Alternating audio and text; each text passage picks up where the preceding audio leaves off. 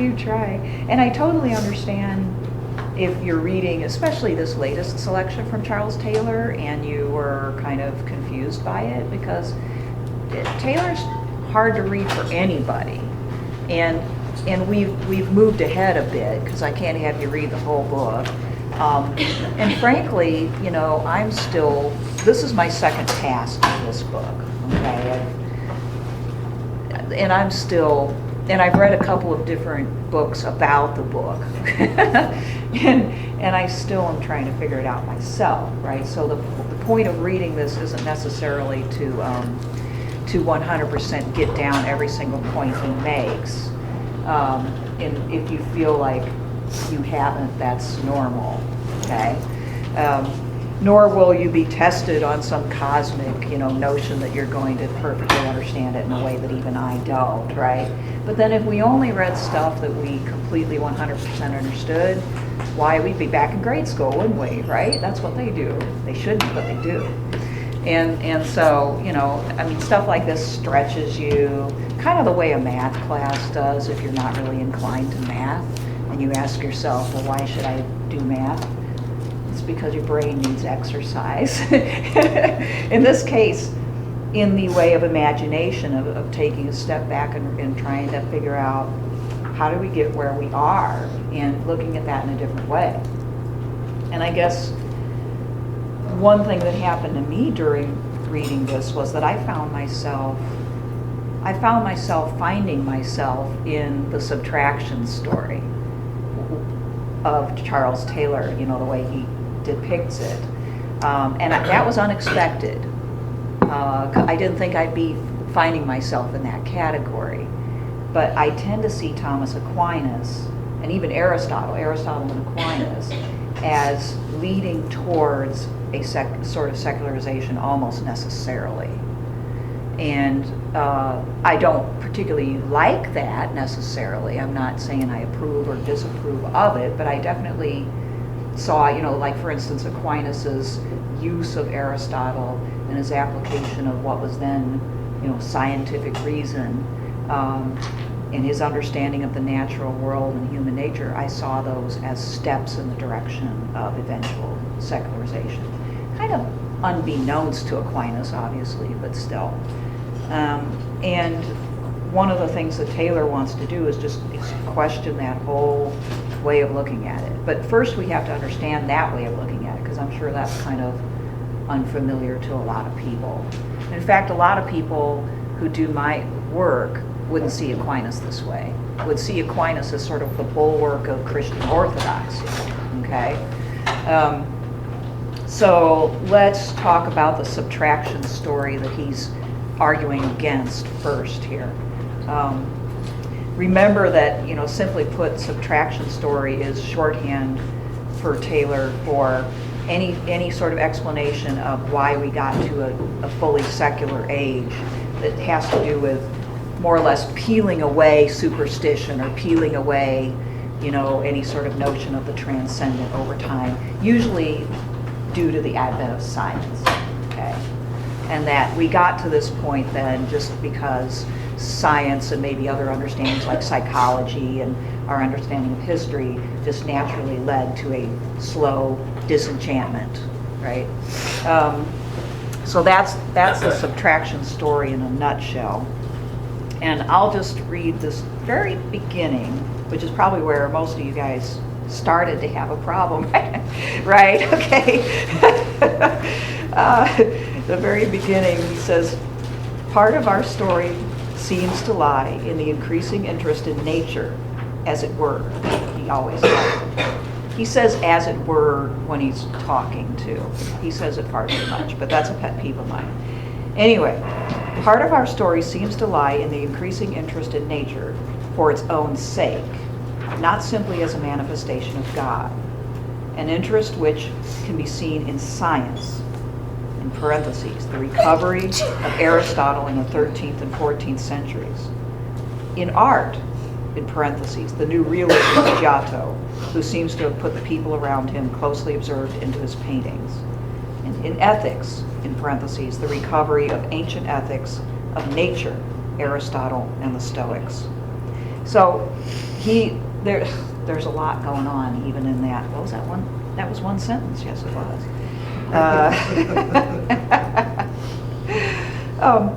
I think maybe what might have surprised you the most when you attempted to unpack that was that he would put science together with the recovery of Aristotle. Did that confuse you?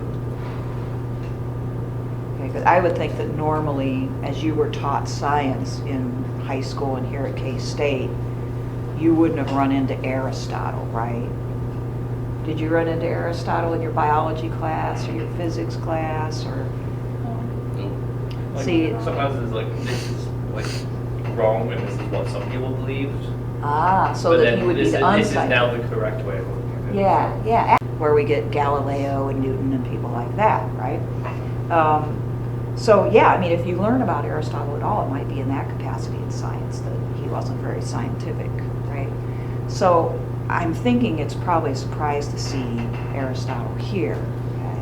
And I'll try to explain why Taylor puts him here. Taylor, first of all, as a student of intellectual history, always looks for the origins of everything, right? His mind goes straight to the origins, and he wants to find out where in this case, where did science, as apart from, say, maybe religion, first emerge, okay?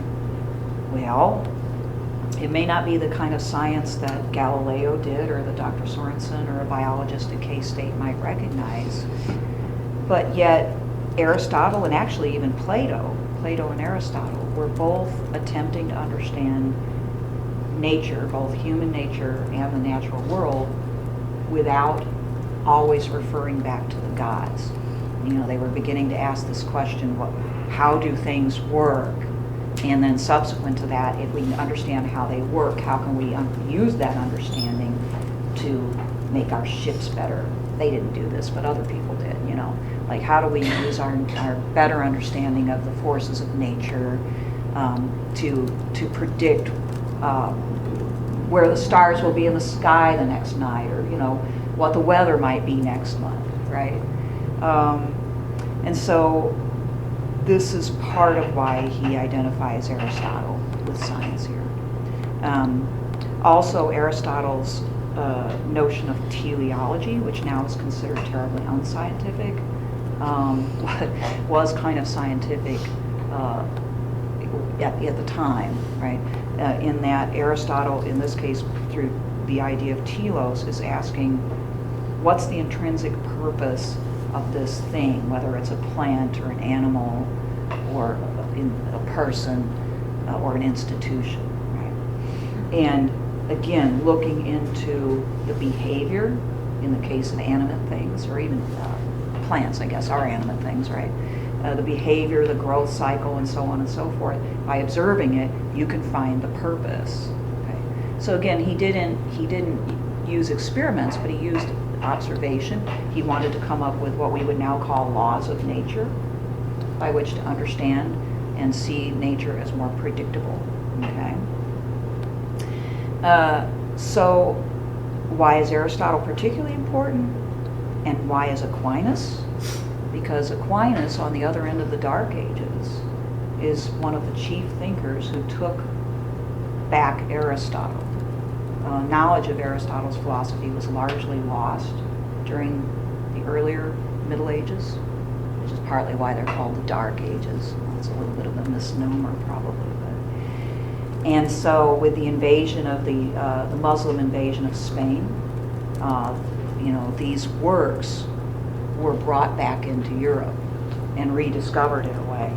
And we have Aquinas then having access to philosophy and science that hadn't been known for a long time, and beginning to think this way and ask the question, well, how do I square this way of looking at the world with Christian theology? Okay. Which is like saying, how do I square the scientific view of the world with Christian theology?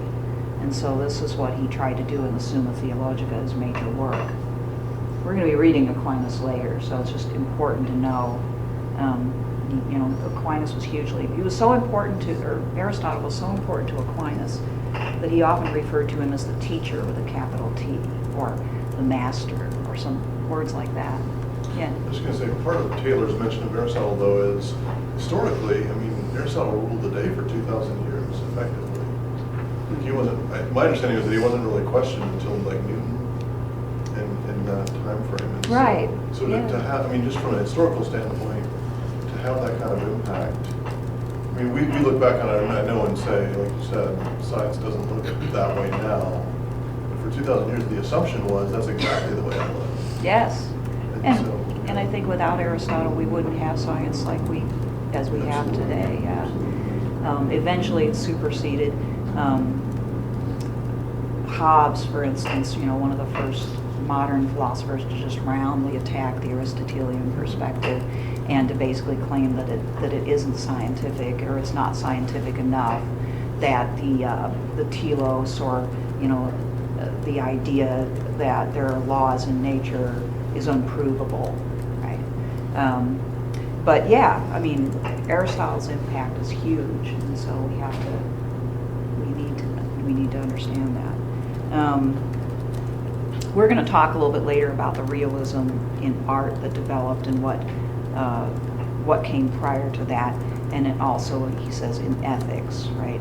You get with Aristotle and the Stoics, he says, this examination of human behavior and the question of what truly makes human beings happy, and let's look at the various answers to that question, and let's look at how many different societies organize themselves and what kind of ethical and moral rules actually work there and don't work, and all of those questions that almost put Aristotle into the category of political or social scientist. Okay. So yeah, we have to give him a lot of credit. So that's why he's there. That's why he's in that sentence twice, right? That big long, that big long sentence.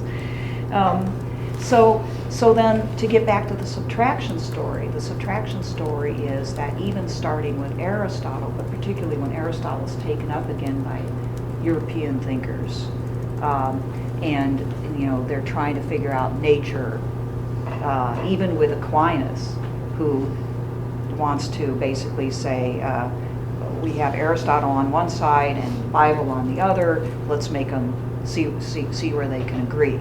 And they do agree for the most part, according to his point of view.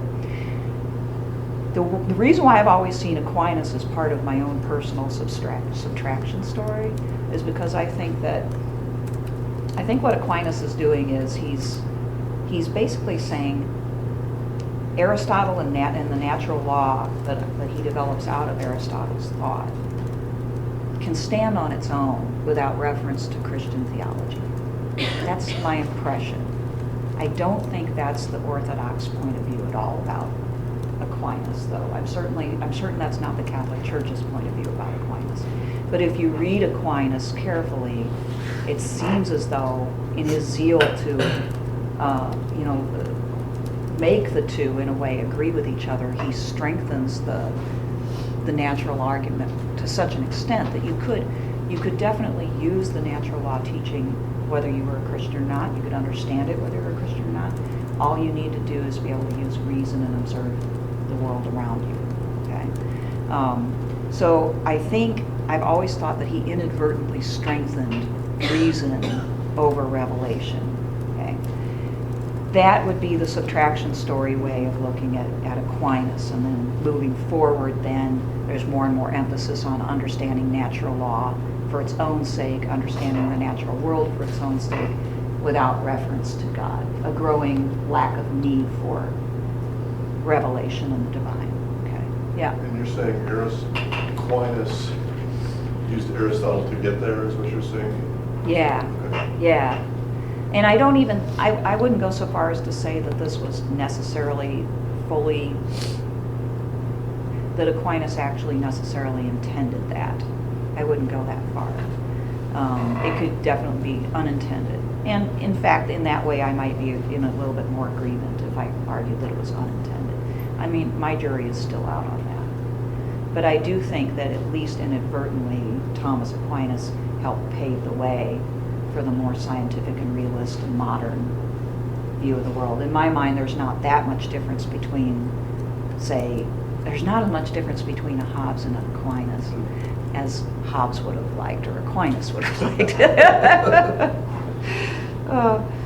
Okay, but anyway, what Taylor's trying to say is that the subtraction story view of Thomas Aquinas is not good enough. It doesn't, there's more to it. There's more going on than that. Yes, Aristotle and Aquinas give us this autonomization of nature, right? That we can look at nature and understand nature without necessarily referring back to a creator or any sort of transcendent thing. But that, he says, it's important to remember that's not the way they looked at it, okay? That they made the assumption that the natural world is a creation first, right? That the divine is always operating in the world, that the things of the world are emanations of the divine, you might say, or creations of it. So then the question arises: if it's not necessary that we end up with secularization through Aquinas, okay, what caused us to go down that road? Because he would argue we didn't have to. Okay. Another way of looking at the autonomy of nature is that it's like the way Aquinas would look at it, that God has created nature, okay, and has made it like a book for us to read, okay, so that we see these natural laws, we can give full due to the divine, okay? And in fact, it's another stance that may be just as, I don't know, worshipful as a previous one, okay? And therefore, there's no necessity to move away from God when you see nature as sort of a regular, routine, thing that you can now understand. Okay, so his question still is, so what happened? Okay, all right. Now, so then he takes an excursus. Is that a word? He takes a trip into art. Okay. And I should have done my slideshow. I'm reading off my notes. Could you turn down the light, these lights here? Because I've got some pictures here. This is online too, so if you don't get mad at me, because you can always go back and get it. But I'm going to bump ahead here to this slide. He talks about a new realism in art and a new, more worldly focus in theology that happened in and around Aquinas' lifetime, okay, and moving forward. Okay, let's see. He sums this up on the bottom of 94 in that first new paragraph when he says, I've been identifying two spiritual motives for the renewed interest in nature as autonomous, okay? Emphasis on two spiritual motives, okay? This is a big theme throughout his work, is that as people have sought spirituality, they have sometimes come up with ideas that end up kind of biting themselves, like in the tail, let's say. So I have been identifying two spiritual motives for the renewed interest in nature as autonomous. Devotion to God as the creator of an ordered cosmos whose parts themselves exhibited standing marvels of micro-order. This applies, of course, especially to human beings who are the microcosm, right? But not only to them, and to a new evangelical turning to the world, okay?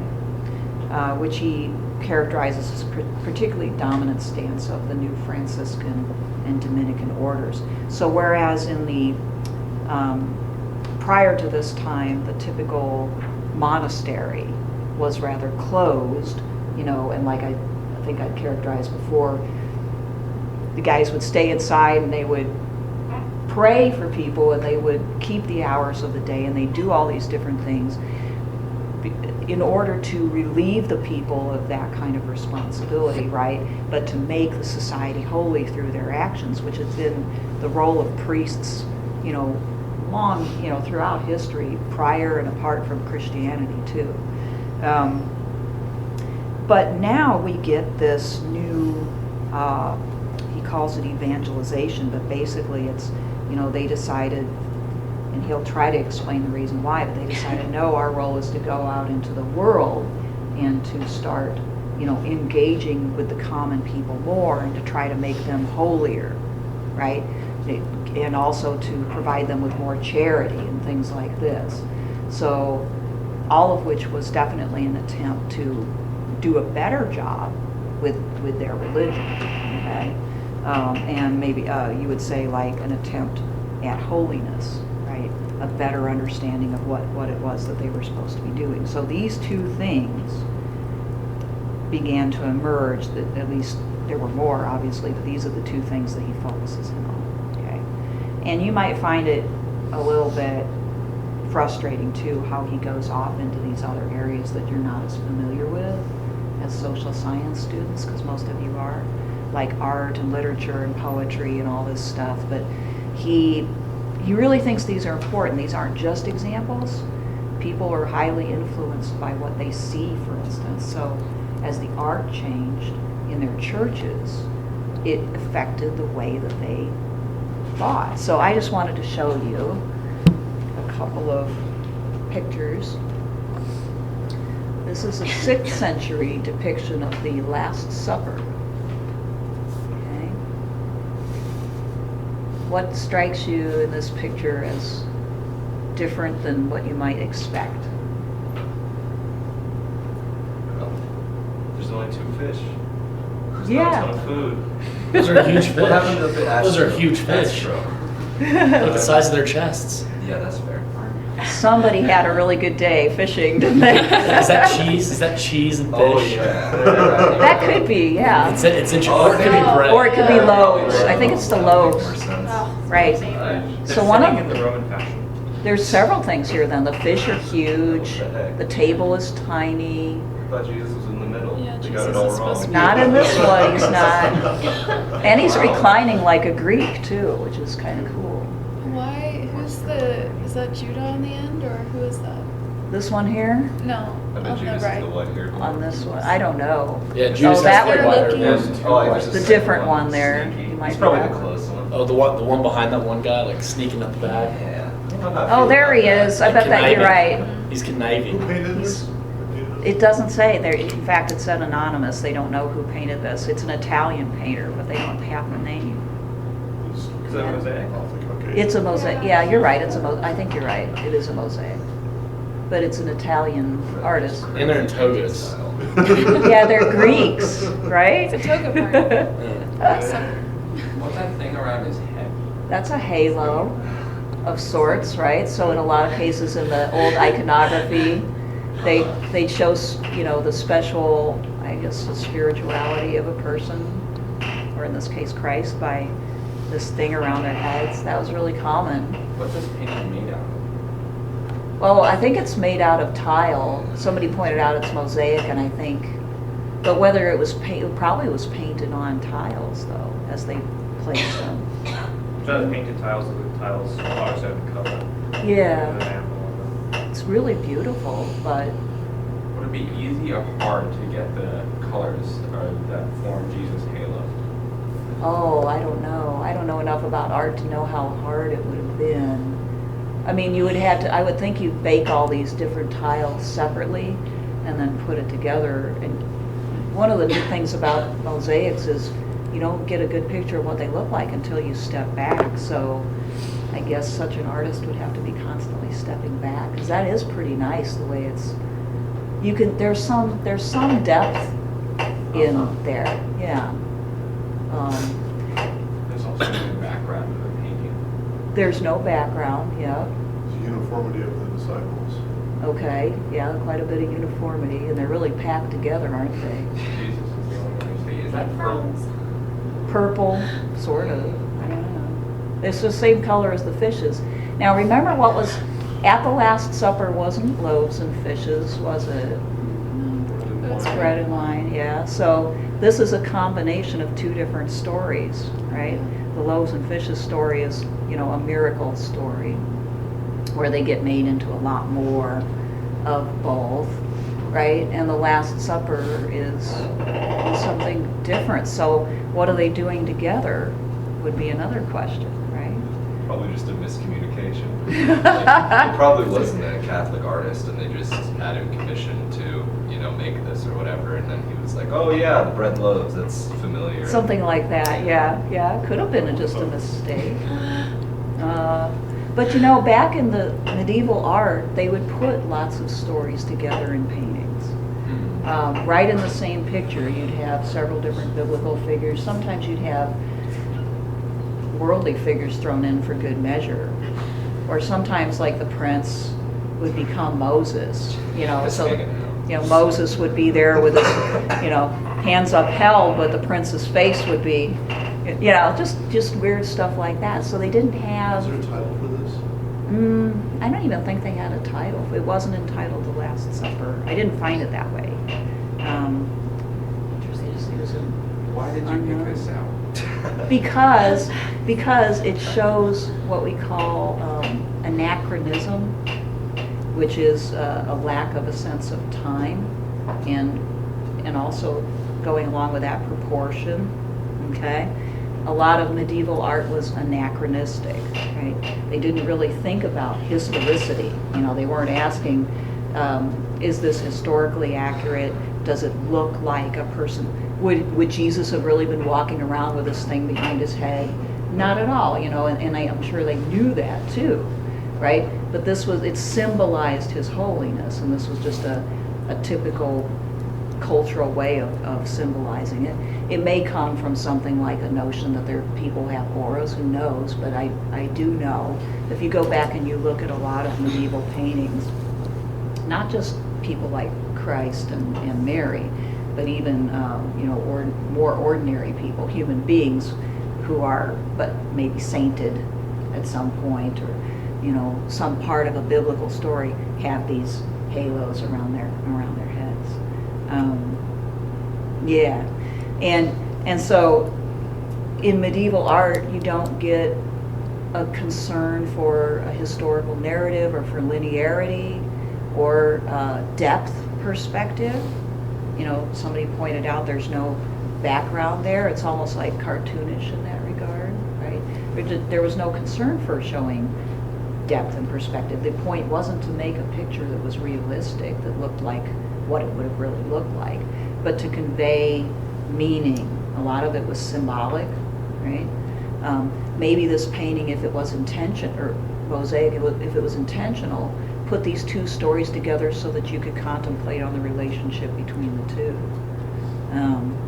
And as far as like how crunched up they were, perhaps, I'm not sure about that. I mean, maybe it has to do with the shape here. There's a sort of circularity going on here. I'm not sure about that. But it didn't really matter that people would never crowd this close together. Okay, well, let's take a look at the more famous Last Supper. This is from There it is. 10 decades later. Yeah. Problematic before, but now we see. The other day in my grad class, we had to use a room where the table was shoved up against the wall. And so I said, well, let's just do a Last Supper. And people are looking at me like, what are you talking about? Have you ever looked at this picture really well? Nobody's on the other side of the table. It's almost like they decided to do a selfie or something. So let's get around on the other side of the table. But notice how much perspective there is here, how he's attempted to give it depth. Yeah. And what else is different? Do you see any other? In the painting before, they had like a bowl bob cuts like the monastery monks did at the time, Uh-huh. and now they have normal hair, Like they might have had. like it's flowing. Uh-huh. And the last one, it was just like, it was more secular for the time, like what You're they right. imagined holy people to have. And I think this one's a better representation of most likely what the Last Supper was, Uh-huh. like between all the different characters interacting. Maybe not the table, maybe not the modern chairs, but Yeah. Right. I feel And they like- would have been on all sides of the table, but that's just so that they can all be in the picture together, right? Like, it's a reflection of like how the Italians saw themselves. Uh, Like it's most like definitely. I think it's showing Renaissance people because that's when it was painted. So in the same way that they had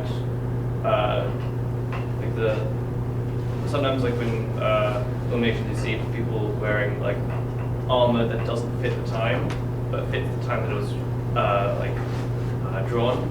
So like you'll see like David like wearing a helmet from like the 14th century. Like that's the sort of thing happens here where you see Italian people fitting the Jewish. Yeah, definitely they're wider than they would have been. And you're right, there's leftovers in the clothing and in the architecture too, no doubt. Well, even like in the background, like the background where you can see the countryside, Uh-huh. that's very Italian 16th century versus the 6th century where there was nothing in the background. Yeah, there you go. People do that to a certain extent, you know. Is it just a mistake, or is it an attempt to kind of like identify your identity with them? It's kind of Or other natural. cultures. Right. It's only really in the last, I don't know, since the 20th century, I think you see more and more attempts to try to, incorporate a full knowledge of the history, of the anthropology. So all these different subjects are used to inform people's understanding of even these biblical events. So, but as you noticed a huge difference between these two things. I'm sure and I haven't, so can't go look for one right now, but I bet you'd find a Last Supper made, in the 20th century that made this one look really quaint by comparison, So, yeah, so there's changes afoot, and these are the changes that he's trying to get across in art. There's an increasing attempt on the part of people to get away from symbolism, or at least really overt symbolism, such as the halo and the loaves and fishes being paired up with the Last Supper, and more of an attempt to achieve some realism.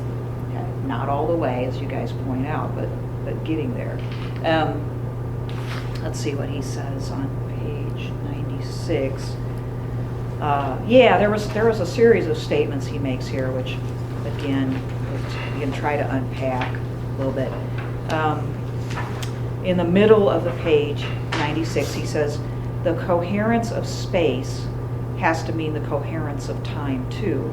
Earlier, as we have discussed elsewhere, time was understood as complex. Okay, so maybe back here, look at that for a second. Time was understood as complex. And then he goes back through these three notions of time that existed prior to modernity. He says there was what I have called Platonic eternity, the ever-unchanging realm of essences, of which the ever-flowing ectypes were pale images. 2, there was the eternity of God, where God stands contemporary with the whole flow of history, the time of nunc stans, which is kind of like that moment in which everything exists in the mind of God. And there was also the time of origins, higher time of original founding events, which we can periodically reapproach at certain high moments.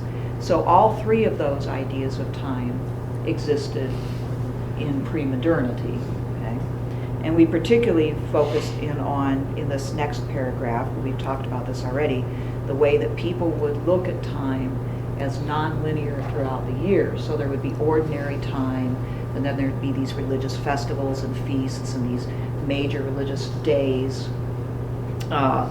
where time would revert back to that you I guess feel more of a connection with this ancient event than with what was going on at that moment, right? So it's almost as though people in their mentality could break through linear time and experience simultaneity, you might call it, the nunc-stans. They could get into the mind of God through these, points in time. I realize this is really hard for anybody to even begin to imagine, right? But so their experience of time, he's arguing, was really different, right? And then he says, down at the bottom, but the non-homogeneity of time entails the non-homogeneity of space. So I like that because he offers an explanation for the anachronism of art. Here we have the non-homogeneity of space.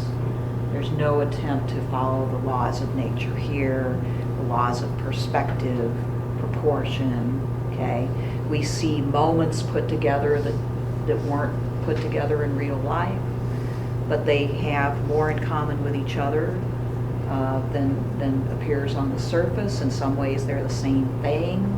People can contemplate that, and by contemplating that, they can get into that more eternal sense, okay? So he says certain sacred places, a church, a shrine, a site of pilgrimage, are closer to high time than everyday places. And while he's mainly talking of the Christian tradition, I'm sure you could say this of any other religious tradition. Many still today, and definitely most of old, right? That they have this notion of higher time, or moments in time, and places where you can be, or things you can do that hook you up with this more eternal state, right? And so he's contrasting that with homogeneous time and space, okay? So this was a shift that we see in art, and it has something to do with this attempt at separating nature from divinity, being able to look at nature separately, okay? It goes along with that. It expresses it in a certain way. Still, it doesn't necessitate secularity, okay? But it goes along with it. And so, I'm not saying he totally answers this question that we have, but he seems to be saying this, that the new realism in art expressed a more homogeneous and linear view of time and space. And while that might have been an attempt at greater accuracy and holiness, it has the effect of shutting some of the doors, right? Because you don't have, the more realistic art becomes, the less you can contemplate the doors, so to speak, or those higher moments, because you're not able to envision them. Does that make sense? Okay. So it had the effect of some disenchantment while seeking greater holiness and understanding of the divine. Okay. And art was for Taylor, that was a major reason why this happened. And the human imagination, see, because in his view, imagination is a big part of religion. Okay. And if imagination is not encouraged to go down the path towards, making this kind of linkage, if it's encouraged to be more linear, and he calls it homogeneous, right? It has an effect of kind of flattening a person's experience, so that it's harder for them to use their imagination to reach those places. If they can't reach it, like most of the time they would, where would people go to get any sort of iconography or imagery? It would be a church. If you go to a church and you don't see artwork that encourages you to use your imagination to make these connections, it may not occur to you to do so. So what would the fallback position became? Read the text, right? Yeah. Just interesting. I don't know, this is not my area at all, but like modern art has gone so far back to abstraction, which is an interesting. Maybe we'll get to that at some point, but it's just to to hear what you just said, this trend towards more realism and towards linearity, in Yeah. space and time, I think modern art has gone so far beyond that we're so far back in the abstraction, which is interesting. Yeah, I mean, I know he will, I don't know if we'll read it or not, but he does deal with art and literature both as they move forward and how they express. I guess one thing I'd say about that right now is, yes, it is more abstract, but the purpose of modern art is very different from the purpose of this previous art. The previous art was abstract in a very intentional way to teach certain, supposed religious truths, right? And to sort of deepen people's understanding of themselves and their religion. Whereas, moving forward into, like, let's say 20th century modern art like Picasso or Gauguin and, like people like that, Cubism and whatnot, you get, like, the abstraction is there for you, the individual, to place your own interpretation on more and more, right? So it's a statement upon who the artist thinks is making truth, okay? In this case, it's the viewer, it's the person with his or her perspective, and that's post-Nietzsche, that's post, existentialism, where